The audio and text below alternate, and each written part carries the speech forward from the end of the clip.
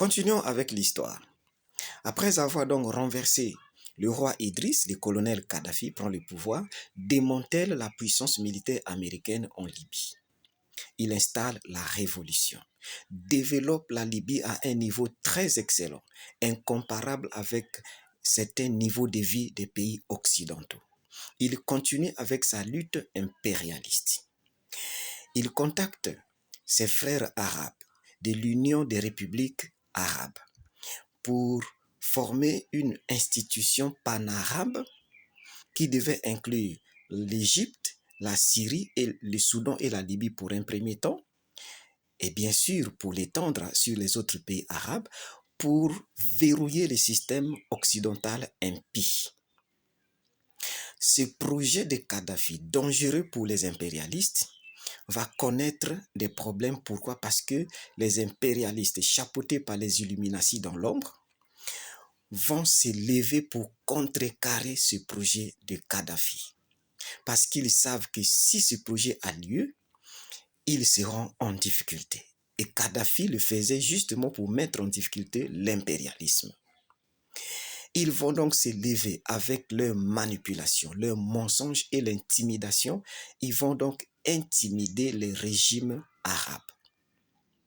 Comme aujourd'hui d'ailleurs, ils le font pour l'AES, pour empêcher à l'AES de progresser. Ils infligent, ils fabriquent le terrorisme, ils manipulent, ils montent à tout moment parce que c'est toujours leur système.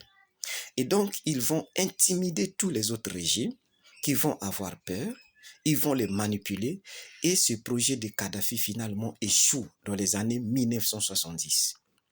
Kadhafi est déçu par ses frères arabes, mais n'abdique pas. Il se tourne vers l'Afrique noire.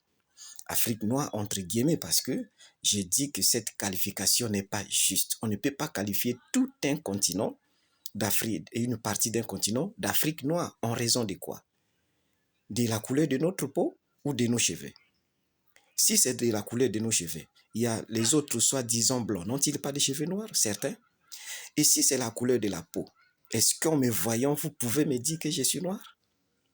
Nous, en majorité, qualifiés d'Afrique noire, nous sommes beaucoup plus de couleur blonde, qui tend entre le roux vers le noir, comme la couleur blonde du miel. Mais nous ne sommes pas des noirs.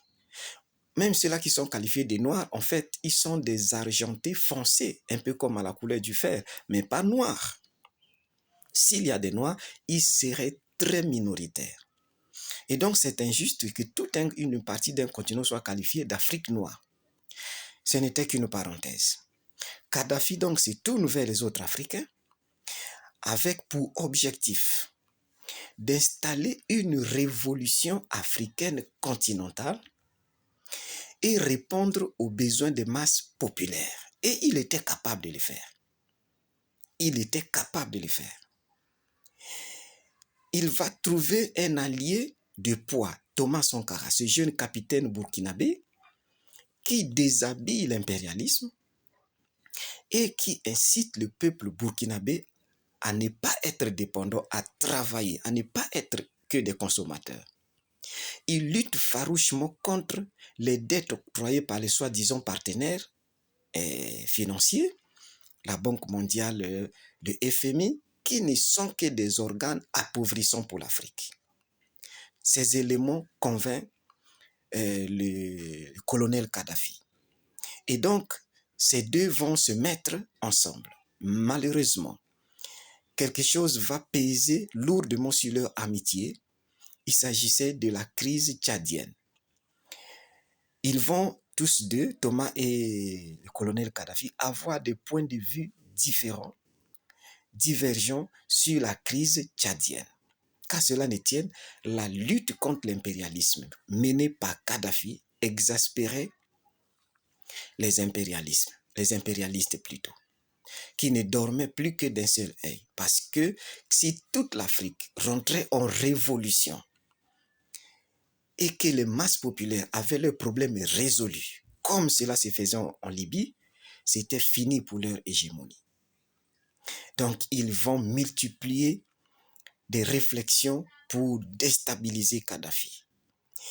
Et ils vont donc utiliser le président américain Reagan à l'époque pour donner une leçon à Kadhafi.